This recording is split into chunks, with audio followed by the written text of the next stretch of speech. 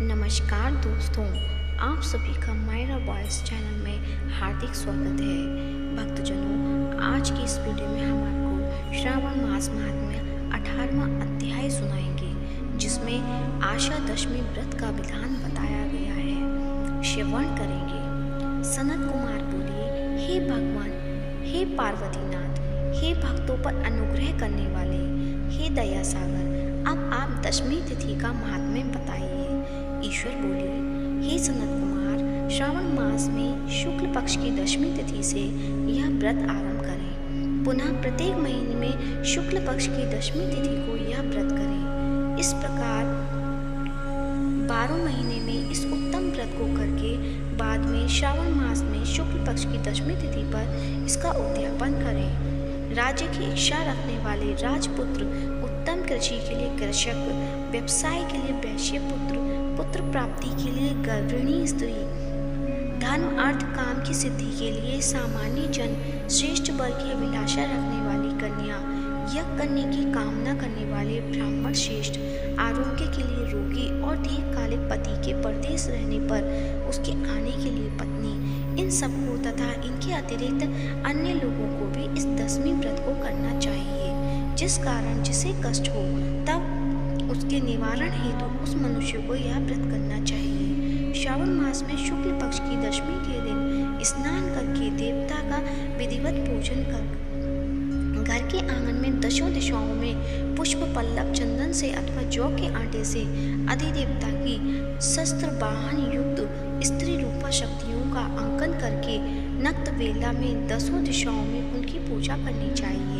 घृत मिश्रित नैवेद्य अर्पण करके उन्हें पृथक पृथक दीपक प्रदान करने चाहिए। उस समय जो फल उपलब्ध हो वह भी चढ़ाना चाहिए। इसके बाद अपने कार्य की सिद्धि के लिए इस प्रकार प्रार्थना करनी चाहिए, हे दुष्ट देवता, मेरी आशाएं पूर्ण हों और मेरी मनोरथ सिद्ध हों, आप लोगों की कृपा से सदा कल्याण हो। इस प्रकार विधिवत पूजन करके ब्राह्मणों को दक्षिणा देनी चाहिए। हे मुनिश्रेष्ठ, इसी क्रम में प्रत्येक महीने में दशमी तिथि का व्रत सदा करना चाहिए और 1 वर्ष तक करके अनंतर उद्यापन करना चाहिए।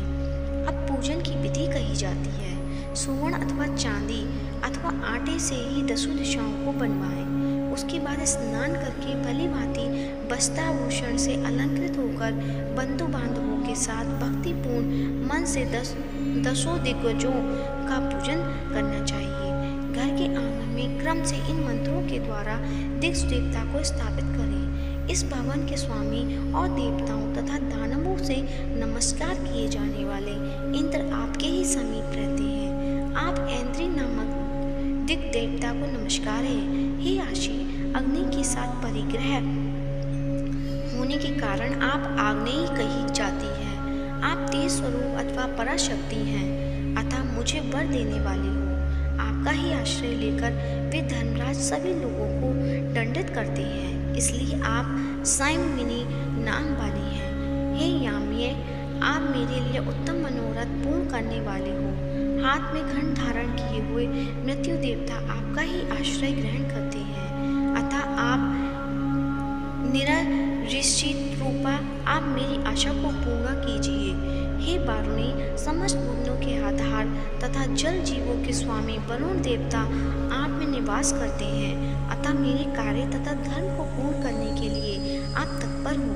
आप जगत के आदि स्वरूप वायुदेव के साथ अधिष्ठित हैं, इसलिए आप वायव्य हैं। हे वायव्य, आप मेरे घर में नित्य शांति प्रदान करें। आप धन के स्वामी कुबेर के साथ अधिष्ठित हैं, अतः आप इस लोक में उत्तरा नाम से विख्यात हैं। हमें शीघ्र ही मनोरथ प्रदान करके आप निरुत्तर हो। हे ईशानी, आप जगत के स्वामी शंभु के साथ सुशोभित होती हैं।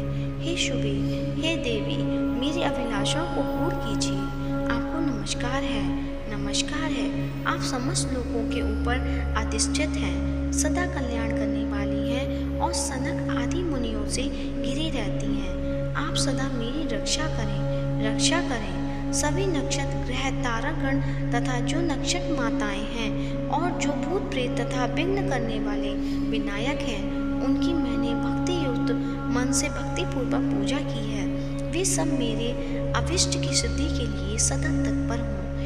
नीचे के लोगों में आप सर्पों तथा नेवलों के साथ सेवित हैं, अतः नाग पत्नियों सहित आप मेरे ऊपर प्रसन्न हो। इन मंत्रों के द्वारा पुष्प धूप आदि से पूजन करके वस्त्र अलंकार तथा फल निवेदित करना चाहिए। इसके बाद वाद्य धुनी, गीत, नृत्य आदि मंगल कृत्यों और नाचती हुई श्रेष्ठ स्त्रियों के सहित जागरण करके रात्रि व्यतीत करनी चाहिए।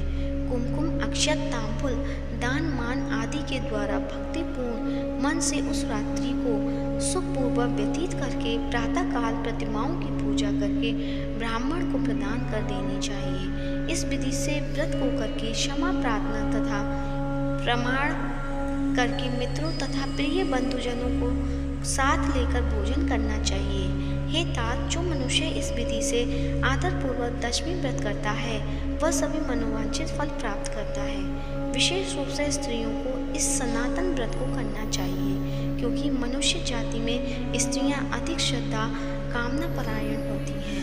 हे मुनिश्रेष्ठ, धन प्रदान करने वाले, यश देने वाले, आयु बढ़ाने वाले तथा सभी कामनाओं का फल प्रदान करने वाले इस व्रत को मैंने आपसे कह दिया। तीनों लोकों में अन्य कोई भी व्रत इसके समान नहीं है। हे ब्रह्मपुत्रों में श्रेष्ठ, वांछित फल की कामना करने वाले, जो मनुष्य दशमी तिथि को दसों दिशाओं की सदा पूजा करते हैं, उनके हृदय में स्थित सभी बड़ी बड़ी कामनाओं को वे दिशाएं फलीभूत कर देती हैं। इसमें अधिक कहने का क्या प्रयोजन। हे सनत कुमार, यह व्रत मोक्षदायक है, इसमें संदेह नहीं करना चाहिए।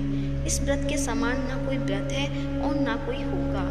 इस प्रकार श्री स्कंद पुराण के अंतर्गत ईश्वर सनत कुमार संवाद में श्रावण मास माहात्म्य में आशा दशमी व्रत कथन नामक 18 अध्याय संपूर्ण हुआ। बोलो गौरी शंकर भगवान की जय। हर हर महादेव। भक्तजनों, अध्याय पूर्ण सुनने के बाद कमेंट बॉक्स में हर हर महादेव जरूर लिखें, और यदि आपने मेरे चैनल को अभी तक सब्सक्राइब नहीं किया है या मेरे चैनल पे नए हैं तो चैनल को सब्सक्राइब करें और इस वीडियो को ज़्यादा से ज़्यादा शेयर करें। धन्यवाद।